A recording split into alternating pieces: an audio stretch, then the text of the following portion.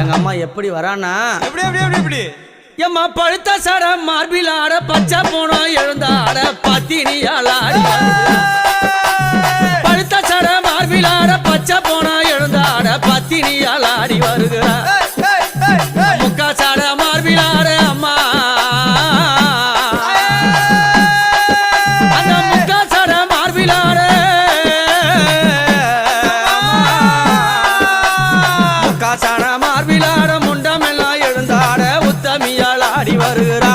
யானையனூரா உத்தமியால் ஆடி வருகிறா